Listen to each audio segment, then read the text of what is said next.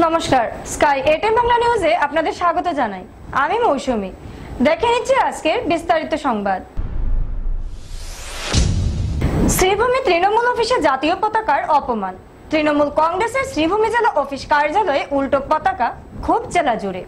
শ্রীভূমি তৃণমূল অফিসে জাতীয় পতাকার অপমান।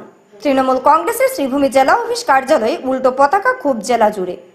আজ শ্রীভূমি জেলার তৃণমূল কংগ্রেসের কার্যালয়ের সম্মুখে জাতীয় পতাকা উল্টো উড়েছে দেখেন পথচারীরা। আমাদের হাতে মন্তব্য রয়েছে কংগ্রেস ও বিজেপির দুই কর্মকর্তাদের।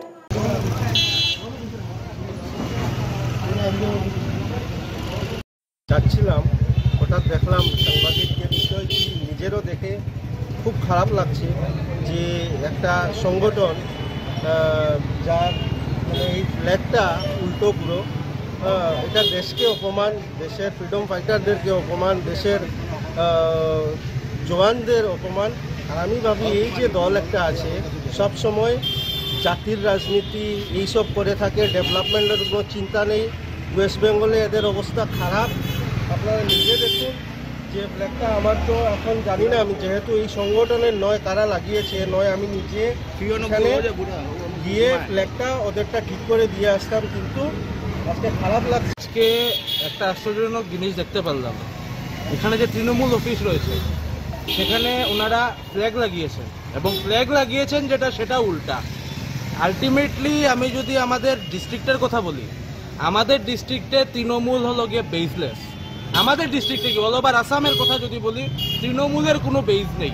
ইনফ্যাক্ট আমার ডাউট আছে করিমগঞ্জের কেউ জানেনি কি তৃণমূলের ডিস্ট্রিক্ট প্রেসিডেন্টকে বা সেক্রেটারিকে। আজকে তারা ভারতের ফ্ল্যাগ উল্টা লাগাচ্ছে, আবার তারা নিজে নিজে বড় বড় কথা বলেন। বরাকের যিনি অর্থাকর্তা বিধাতা মমতা ব্যানার্জি মহোদয়া, যাকে অর্থাকর্তা বিধাতা বানিয়েছেন বরাকের, উনি দেখেছি করিমগঞ্জের ডিসি অফিসে এসে লম্বা লম্বা কথা বলেন মাননীয় সাংসদ সুস্মিতা দেব মহোদয়া। আজকে উনার দল ফ্ল্যাগ লাগাতে জানে না, তারা আবার কল্যাণকামী রাষ্ট্র কি করে তারা করে। তারা হলো সন্ত্রাসবাদী সংগঠন।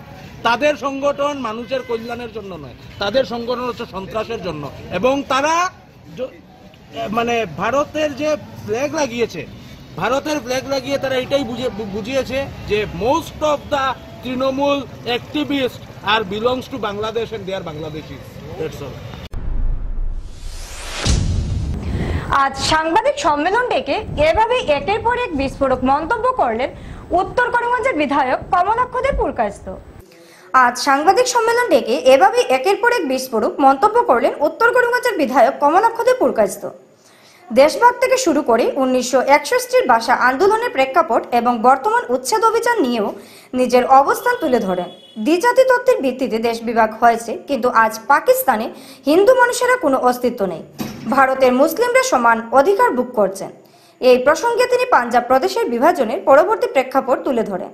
তিনি যে কাঠিগড়ার মুখ্যমন্ত্রীর নির্দেশে কাজ করছেন, তবে উত্তর করিমগঞ্জের সঙ্গে সম্পর্ক ছিন্ন করেননি। এই জেলার মানুষ একজন মন্ত্রী পেয়েছেন, তার কাছে বাড়তি ছাওয়া পাওয়া রয়েছে জনতার। কংগ্রেস দলকে অযথা সরকারের বিরোধিতা না করে মন্ত্রীকে সহযোগিতা করার পরামর্শ দেন তিনি। তাদের উদ্দেশ্যে বলছি যে 1961-এ ভাষা আন্দোলনের সময় আসামের মুখ্যমন্ত্রী কে ছিলেন, এবং সেই সময় যে পরিবেশ সৃষ্টি হয়েছিল,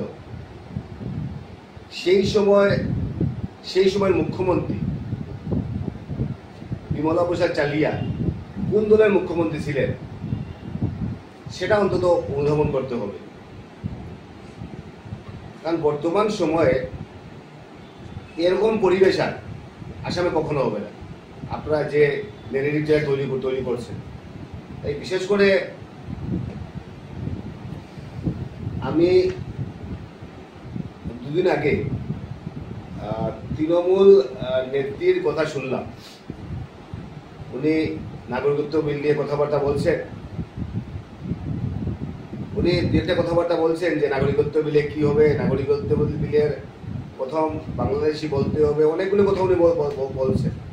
ওনার কাছে আমার প্রশ্ন, আসলে ওনার লজ্জা থাকা উচিত ছিল। নাগরিকত্ব বিল নিয়ে বা উনি যে কথাবার্তা বলছেন, এর আগে ওনার কাছে আমি প্রশ্ন যে আপনারা তো 1950 71, 25 মার্চ, অর্থাৎ আসাম অ্যাকর্ড আপনারা বলছেন যে 1971 25 মার্চ, তারপর আপনারা কোনো কথাবার্তা বলছেন না। সবচেয়ে বড় ব্যাপার হচ্ছে গিয়ে যে নাগরিকত্ব বিল 2014 ডিসেম্বর অবধি, অর্থাৎ যারা 71 অবধি যারা ভারতবর্ষে যারা আসলো সবাই ভারতীয়, এবং তার জন্য আপনারা দেখেছেন যে এনআরসিতে যখন ফাইনাল লিস্ট আউট হলো, সেখানে বর্ডার অঞ্চলে অনেক সন্দেহভাজন এবং যারা সন্দেহ নাগরিকের নাম সেটা অন্তর্ভুক্ত হলো। তো আমরা রিভেরিফিকেশনের জন্য আমরা সুপ্রিম কোর্টে আমরা গিয়েছি, মাননীয় মুখ্যমন্ত্রী গিয়েছে, বর্তমান সরকার গিয়েছে। আমার প্রশ্ন 71 পর থেকে 14 অব্দি যারা যদি কেউ দেশে এসে থাকে, যারা এই দেশে আসলো তারা তো এমনি বাংলাদেশি, ওদেরকে বাংলাদেশি তো বলতেই হবে। ওরা তো ওদেরকে বলতে পারবে না যে আমরা ভারতীয়। তাই এই যে সুবিধা কেন্দ্র সরকার করলো, এই যে সুবিধা আমাদের মাননীয় প্রধানমন্ত্রী যে বললেন, যে আমাদের হোম মিনিস্টার যে বললেন যে ভারতবর্ষের, আপনার তো ধন্যবাদ জানানো দরকার ছিল। আপনি শুধু কথাবার্তা বলছেন। আপনাদের সরকার ছিল, 10 বছর আপনাদের সরকার ছিল। আপনারা সেই হিন্দু বাঙালি সম্বন্ধে কোনো চিন্তাধারা নিয়েছেন? 10 বছর সরকার ছিল। এই 10 বছর সরকার থাকার অবস্থায় আপনি একটা হিন্দু বাঙালিদের জন্য একটা বিল আপনারা প্রণয়ন করেছেন? আসলে এই ভারতবর্ষটা কোন দিকে যাচ্ছে, এবং ভারতবর্ষের, আমি ভারতীয় মুসলমানদের কথা আমি বলি না, কিন্তু এই যারা নিজেকে সেকুলার বলেন তারা সেই কথা কোনদিন প্রশ্ন করেছেন নাকি যে 31-এ আমাদের জনগণনা হয়েছিল, কিন্তু 15-16 বছর পর যে পাঞ্জাব পাকিস্তানের সঙ্গে গেল সেখানে এখন আর হিন্দু একজনও হিন্দু নেই।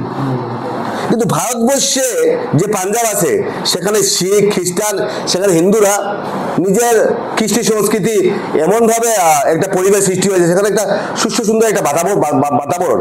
সেই পাকিস্তানে সেই বিশেষ করে পাঞ্জাবের কোনো অস্তিত্ব কেন নেই, সেখানে হিন্দুদের কোনো অস্তিত্ব কেন নেই। বেঙ্গল, যে বেঙ্গল ওয়েস্ট বেঙ্গলের সঙ্গে থাকলো, যে বেঙ্গল বাংলার সঙ্গে গেল, বাংলাদেশের সঙ্গে গেল, সেখানে হিন্দুদেরকে জ্বালানো হচ্ছে, সেটাই বাস্তব সত্য। সেই প্রশ্নগুলো তো করা হয় না, সেই প্রশ্নগুলো তো আপনারা করেন না। তাই আমি মনে করি যে বর্তমান সময়ে মাননীয় মুখ্যমন্ত্রীর নেতৃত্বে যে প্রত্যেকটা জাতি, প্রত্যেকটা জনগোষ্ঠী, প্রত্যেকটা ভাষাগোষ্ঠীকে নিয়ে একটা যে পরিবেশ সৃষ্টি হয়েছে, যে আগের দিনে একটা সবসময় একটা এরকম একটা বাতাবরণ ছিল, আজকের দিনে ভাষা সার্কুলার আইন, বরাকবিড়িতে বাংলা, রেস্ট অফ দ্য আসামে এসএমইস, প্রত্যেকের সংস্কৃতি, প্রত্যেকের ভাষা, আমরা বিধানসভায় কথাবার্তা বলছি। তো আমরা বর্তমান সময়ে প্রত্যেকের কৃষ্টি সংস্কৃতি নিয়ে আমরা বাস করছি, সেখানে আমাদের কোনো আপত্তি নেই। প্রত্যেকে প্র্যাকটিস করছি, প্রত্যেকে সংস্কৃতি আমরা চালিয়ে যাচ্ছি। কিন্তু এজ এ হোল আমরা সবাই মিলে একটা যে পরিবেশ সৃষ্টি করেন মাননীয় মুখ্যমন্ত্রী, আমি ওনাকে ধন্যবাদ জ্ঞাপন করছি যে প্রায় 70,000 হেক্টর জমি উনি বিশেষ করে বেদখল যারা করে রেখেছিল, যারা সন্দেহযুক্ত নাগরিক, যারা প্রশ্নের সম্মুখীন, তারা 70,000 হেক্টর জমি ইতিমধ্যে ক্লিয়ার হয়েছে। 10 লক্ষ হেক্টর জমি এরকম গ্রাস করা আছে, সেইগুলো উচ্ছেদ করেছেন মাননীয় মুখ্যমন্ত্রী। সেটা আপনাকে ধন্যবাদ জানাবেন না? সেটা কি ধন্যবাদ জানানোর যোগ্য নয়?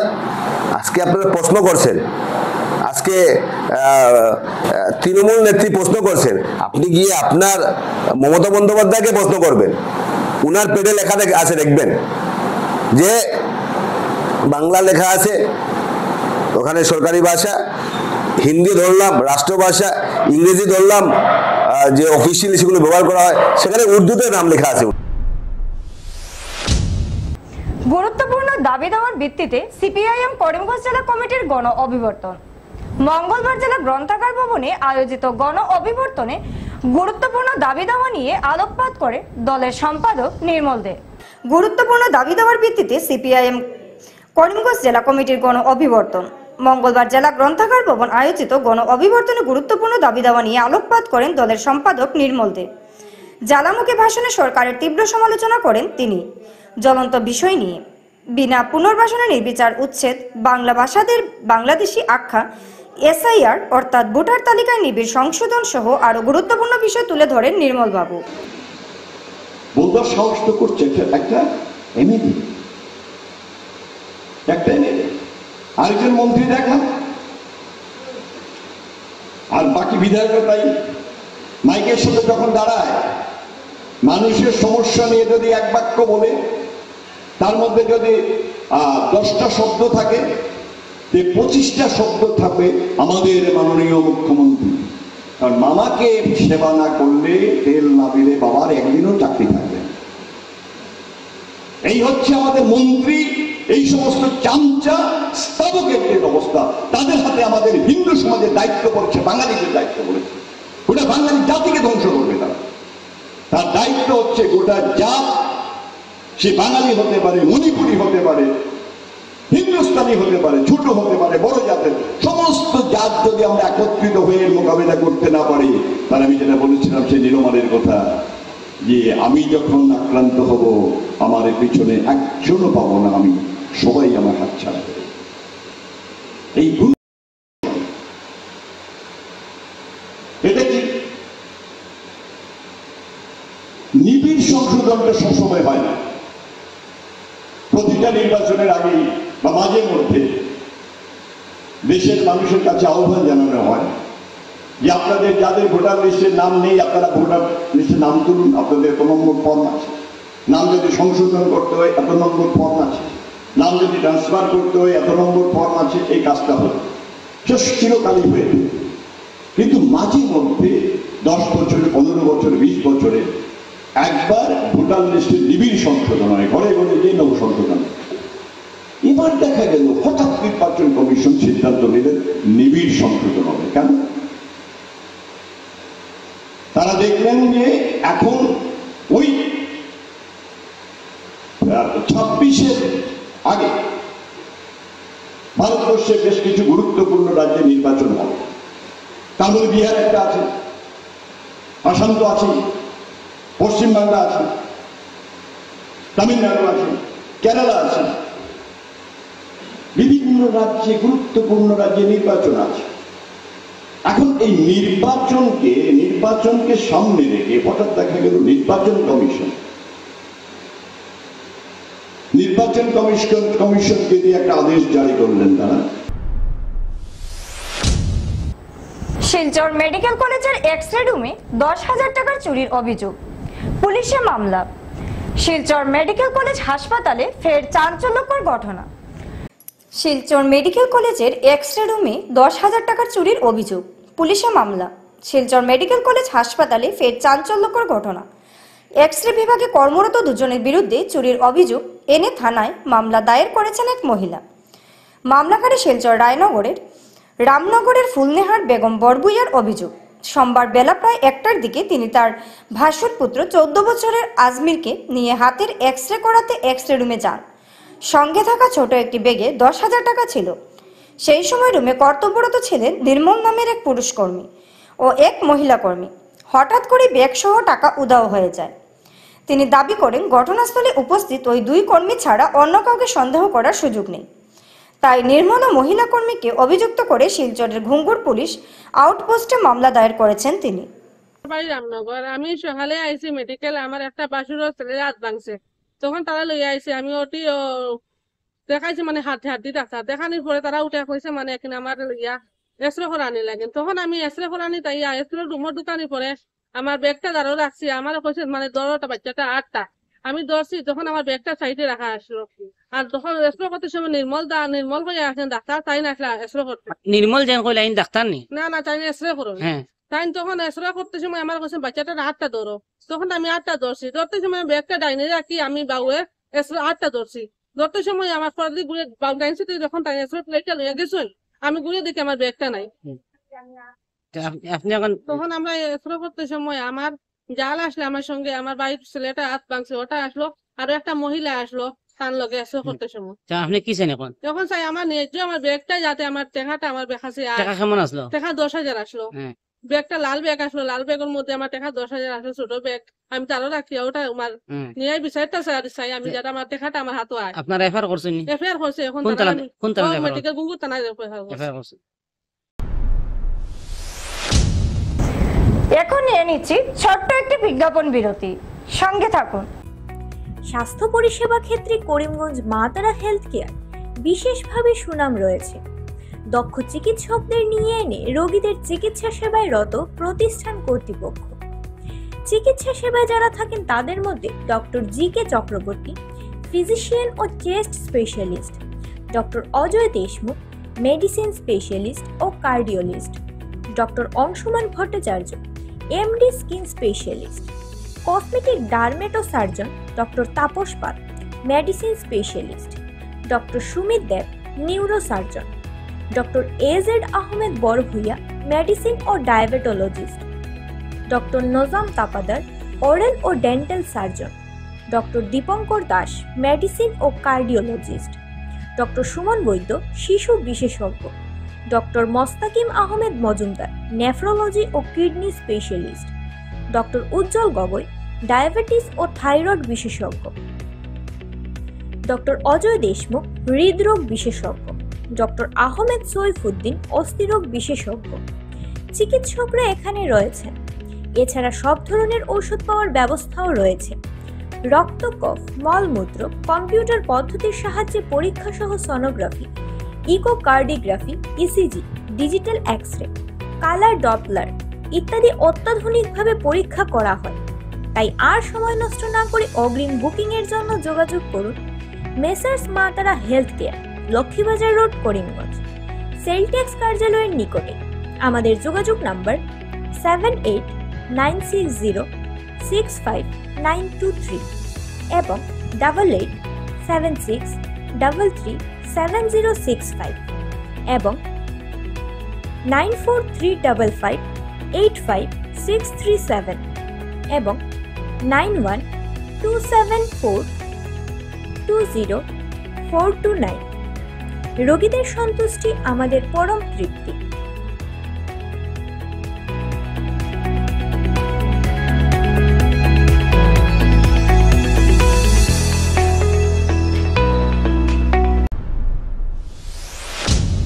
লাঠিগ্রামে পারিজাত হোটেল ও রেস্তোরাঁ সিল করল প্রশাসন। খাদ্য সুরক্ষা আইন লঙ্ঘন ও অসামরিক কর্মকাণ্ডের অভিযোগ। কাছাড় জেলার উধারবন থানার অন্তর্গত লাঠিগ্রামে অবস্থিত পারিজাত হোটেল ও রেস্তোরাঁতে সোমবার খাদ্য সুরক্ষা দফতর ও উধারবন পুলিশের যৌথ অভিযানে একাধিক খাদ্য সুরক্ষা আইন লঙ্ঘন এবং অসামাজিক কর্মকাণ্ডের অভিযোগে প্রতিষ্ঠানটি সিল করে দেওয়া হয়। লাঠিগ্রামে পারিজাত হোটেল ও রেস্তোরাঁ সিল করল প্রশাসন। খাদ্য সুরক্ষা আইন লঙ্ঘন ও অসামাজিক কর্মকাণ্ডের অভিযোগ। কাছাড় জেলার উধারবন থানার অন্তর্গত লাঠিগ্রামে অবস্থিত পারিজাত হোটেল ও রেস্তোরাঁতে সোমবার খাদ্য সুরক্ষা দফতর ও উধারবন পুলিশের যৌথ অভিযানে একাধিক খাদ্য সুরক্ষা আইন লঙ্ঘন এবং অসামাজিক কর্মকাণ্ডের অভিযোগে প্রতিষ্ঠানটি সিল করে দেওয়া হয়।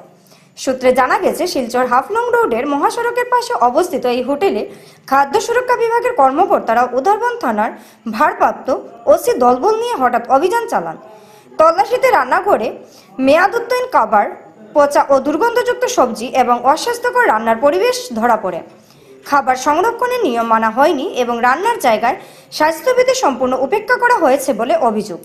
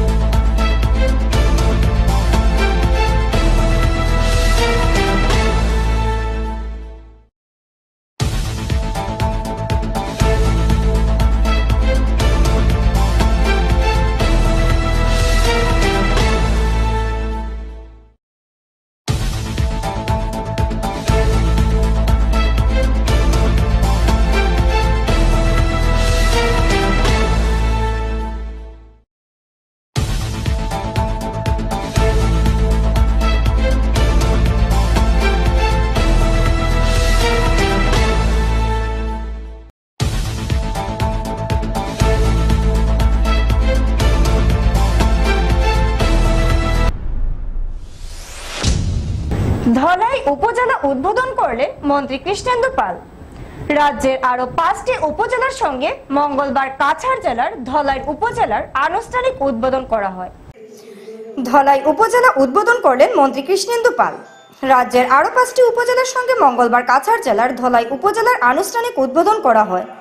রাজ্যের মৎস্য, দুগ্ধ ও পশুপালন দপ্তরের মন্ত্রী কৃষ্ণেন্দু পাল কাছাড়ের দ্বিতীয় উপজেলা উদ্বোধন করেন। শিলচরের সাংসদ পরিমল শুক্লবৈদ্য, ধলাইয়ের বিধায়ক নিহার রঞ্জন দাস, কাছাড়ের জেলা কমিশনার মৃদুল যাদব, দক্ষিণ আসামের ডিআইজি কঙ্গনজ্যোতি শইকিয়া, পুলিশ সুপার নমাল মাহতা, উপজেলার কমিশনার রক্তিম বড়ুয়া সহ কাছাড় বিজেপির একাধিক কর্মী সমর্থকের উপস্থিতিতে এই অনুষ্ঠান সম্পন্ন হয়। উদ্বোধনের পর মন্ত্রী কৃষ্ণেন্দু পাল নতুন উপজেলা কমিশনারের কার্যালয় পরিদর্শন করেন। আসাম সরকার আজকের অনুষ্ঠানের প্রধান অতিথি, অনুরোধ রাখবো ইভা মুখির স্বচ্ছতা ও সমমর্মিতার সঙ্গে কাজ। আগামী দিনের লক্ষ্য স্পষ্ট, সেবা শক্তিশালীকরণ। এলাকায় কনস্টিটিউয়েন্সিতে সমজেলা ডিস্ট্রিক্ট মানে জেলার সমসাময়িক, এই যে উনার প্রয়াস 78, এই যে উনার প্রয়াস, তার জন্য আজকে আমি একজন বরাকের একজন নাগরিক হিসাবে মাননীয় মুখ্যমন্ত্রীর প্রতি আমি কৃতজ্ঞতা জ্ঞাপন করছি যে মাননীয় মুখ্যমন্ত্রী প্রত্যেক এলাকার উন্নয়নের জন্য যে প্রয়াস হাতে নিয়েছে। আজকে বিশেষ করে শিক্ষা, স্বাস্থ্য, অবকাঠামো বা যুব ক্ষমতায় এইসব প্রত্যেক এলাকায় যাতে আমরা সমানভাবে এগিয়ে যেতে পারি, এডুকেশন সেক্টরে যাতে আমূল পরিবর্তন হয়, তার জন্য মাননীয় মুখ্যমন্ত্রী মহাশয়ের যে প্রয়াস। আজকে এখানে আমার বিধায়ক মহোদয় নিহার রঞ্জন দাস উনিও বলেছেন, উনিও মুখ্যমন্ত্রীর কাছে গিয়ে বলেছিলেন যে কবে এই সমজেলাটা ফাংশনাল হবে, এবং মুখ্যমন্ত্রী সঙ্গে সঙ্গে বলেছিলেন যে অতি সত্বর আরো আগামীতে 10টা, প্রথম 39 এবং অতি সত্বর আরো 10টা সমজেলা বিফোর 15 আগস্ট যাতে ফাংশনাল হয়, তার জন্য মুখ্যমন্ত্রী মহাশয় প্রয়াস আছে। শিলচর সমষ্টির সম্মানীয় আমার সাংসদ পরিমল শুক্লবৈদ্য ডাঙৰীয়া, আমাৰ ইয়াৰ কৰ্মবীৰ বিধায়ক নিহার ৰঞ্জন দাস, আমাৰ সকলো ভাৰতীয় জনতা পাৰ্টিৰ সব কাৰ্যকৰ্তা, আমাৰ জিলা সভাপতি ৰূপম সাহা মহোদয় বা আমাৰ গোটেই ধলাই কনষ্টিটুৱেঞ্চি গোটেই ৰাইজ আজি ওলাই আহিছে। খুব আনন্দমুখৰ এটা পৰিৱেশ আৰু খুব আনন্দ লাগিছে। আর বিশেষকৈ রাইজৰ পদূলিত রাইজৰ চৰকাৰ এই যে ব্যৱস্থা, মাননীয় মুখ্যমন্ত্রী মহোদয়ের যে প্রয়াস যে গোটেই অসমৰ প্রত্যেকটা এলাকার সম উন্নয়ন, আজিৰ দিনত আৰু 10টা সমজেলা উদ্বোধন হ'ব। আৰু বিশেষকৈ আমাৰ ধলাইবাসীৰ এটা বহুত পুৰণি ডিমাণ্ড আছিল, মনৰ এটা আকাংক্ষা আছিল যে আমাৰ ইয়াত যাতে সাব ডিভিশন তেওঁলোকে ইয়ে কৰিছিল, পালে সমজেলা। এই কাৰণে মুখ্যমন্ত্ৰীৰ ওচৰত প্ৰাৰ্থনা আৰু আমি কৃতজ্ঞতা যাচিছোঁ ধলাইবাসীৰ পক্ষৰ পৰা যে মুখ্যমন্ত্ৰী মহোদয় গোটেই বৰাক উপত্যকাৰ ওপৰত যি এটা সুনজৰ আৰু বৰাকৰ উন্নয়নৰ কাৰণে মাননীয় মুখ্যমন্ত্ৰী ডক্টৰ হিমন্ত বিশ্ব শৰ্মা মহোদয়ে যি প্ৰয়াস সদায় চলাই আছে যে বৰাক। শিলচরের রাধা মাধব কলেজে এক ছাত্রীকে অ্যাসিড হামলার চেষ্টার অভিযোগ, আটক এক। উত্তপ্ত পরিস্থিতি। শিলচর রাধা মাধব কলেজে এক ছাত্রীকে অ্যাসিড দিয়ে আক্রমণের চেষ্টার অভিযোগে এক যুবককে আটক করেছে পুলিশ। শিলচরের রাধা মাধব কলেজে এক ছাত্রীকে অ্যাসিড হামলার চেষ্টার অভিযোগ, আটক এক। উত্তপ্ত পরিস্থিতি। শিলচর রাধা মাধব কলেজে এক ছাত্রীকে অ্যাসিড দিয়ে আক্রমণের চেষ্টার অভিযোগে এক যুবককে আটক করেছে পুলিশ। ঘটনাটি ঘটে মঙ্গলবার আনুমানিক দুপুর 12টার দিকে, যা কলেজ ক্যাম্পাসে তীব্র উত্তেজনা ছড়িয়ে দেয়। অভিযোগ, অনিচায়ী শিলচর শরৎপল্লীর বাসিন্দা শুভম দেব নামের ওই যুবক দীর্ঘদিন ধরে কলেজের এক ছাত্রীকে প্রেমের প্রস্তাব দিয়ে আসছিল। প্রস্তাব প্রত্যাখ্যান করায় এদিন সে অ্যাসিড ভর্তি বোতল হাতে নিয়ে ছাত্রীর দিকে ছুটে যায়। উপস্থিত অন্যান্য ছাত্রছাত্রীরা তৎক্ষণাৎ তাকে আটক করে এবং অ্যাসিড হামলা প্রতিহত করে। ঘটনার খবর পেয়ে রাঙ্গিরখাড়ি থানার পুলিশ দ্রুত ঘটনাস্থলে পৌঁছে শুভম দেবকে আটক করে থানায় নিয়ে যায়। এ সময় অভিযুক্তদের সঙ্গে থাকা কয়েকজন মহিলা ছাত্রছাত্রীদের সঙ্গে হাতাহাতি ও মারধরের চেষ্টা চালায় বলেও অভিযোগ উঠেছে। একটু হ্যারাসমেন্ট করবে এরকম ভাবে ব্ল্যাকমেল করছিল এবং বিগত দেখা গিয়েছে কি 1-1.5 মাস যাবত ওকে বলছে কি অ্যাসিড দিয়ে হামলা করবে ওর বান্ধবীকে এবং ওকে ও ভীষণভাবে একটা ভয়ভীত হয়ে গিয়েছিল এবং আজ সে কি করলো কলেজ প্রাঙ্গণে চলে আসলো। সেই বোনটিকে হাতের মধ্যে একটা কিছু ছিল যতটুকু আমরা জানতে পেরেছি, ওরা যতটুকু বলেছে হাতের মধ্যে ছিল, তখন কলেজ স্টুডেন্টরা পাকড়াও করেছে ওকে। পাকড়াও করার পর সে হাতের যে জিনিসগুলো ছিল ওটা ড্রেনে ফেলে দিয়ে কলেজের প্রিন্সিপাল রুমে দৌড় মেরে চলে গিয়েছে। তারপরে আমরা দেখতে পেলাম পুলিশ প্রশাসন এসে ওকে সেখান থেকে রেস্কিউ করে নিয়ে এসেছেন এবং এই বোনটি একটি এফআইআর দিয়েছে এবং বেরোনোর পথে আরও কিছু দুষ্কৃতীরা কয়েকজন মহিলারা এসে তার নাম বলছি না, তারা তথাকথিত সংগঠন বলে নতুন নতুন এই করেছে সেই করেছে, তো তারা এসে কি করলো বেরোনোর সময় আমাদের কলেজের পড়ুয়া 2-3 জন ছাত্রীকে খুব বাজেভাবে মারধর করে এমনও জানতে পারা গেছে ছাত্রীর ড্রেস যে আছে কাপড় পর্যন্ত ছিঁড়ে ফেলেছে। বর্তমানে থানাতেই আছে বোনটি এবং রিটেন কমপ্লেন করেছে। এটুকুই আজকে ঘটনাটা ছিল এবং আমরা এসব স্টুডেন্টরা যদি আজকের এই পরিস্থিতি চলতে থাকে তাহলে আজকে ছাত্রীরা কিভাবে ঘর থেকে বেরোবে। আজকে একটা মেয়ে যদি ঘর থেকে বের হয় তার যদি চিন্তা করতে হয় তার সুরক্ষা কিভাবে হবে। সে অ্যাসিডের হামলা এইরকম যদি ডর দেখানো হয় ভয় দেখানো হয় তাহলে আজকে ওই মহিলারা ওই যে আমার বোনরা তারা কিভাবে কলেজে আসবে সেটা যাতে নিশ্চিত করা হয় এবং যেসব দুষ্কৃতী আছে তাদের যাতে কঠোর থেকে কঠোরতম শাস্তি হয়, যাতে এই শাস্তি থেকে পরবর্তী ক্রমে আর কোনো এই ধরনের দুষ্কৃতীরা যাতে সাহস না করে এরূপ ঘটনা ঘটানোর। কলেজের স্টুডেন্ট নয়, ছেলেটা বাইরের একটা ছেলে। কলেজ ক্যাম্পাসে একটা বাইরের স্টুডেন্টস কিভাবে ঢুকে যায় ওটাই প্রশ্ন, কেমনি ঢুকে যায়? কারণ কলেজ ক্যাম্পাসে একটা বাইরের স্টুডেন্টরা ঢুকার কোনো কথাই নেই। তারপরও কলেজ ক্যাম্পাসে ঢুকেছে, প্রিন্সিপাল রুমে গিয়েছে, সে আত্মরক্ষা করেছে, সেটা অন্য ব্যাপার, কিন্তু এটাও একটা প্রশ্ন কিভাবে সে ঢুকে যায়। এবং এভাবে যদি বাইরের কোনো ছেলে এসে কলেজের প্রাঙ্গণে এসে যদি কোনো মেয়েকে হুমকি দেয় তাহলে আজকে কলেজের যারা পড়ুয়ারা আছে তারা তো অবশ্যই ভয়ভীত হবে। আপনারা কি এফআইআর করেছেন? হ্যাঁ, এফআইআর করা হয়েছে পরিবারের তরফ থেকে এবং বিভিন্ন দল সংগঠন যারা আছে কলেজের তারাও এফআইআর করবে।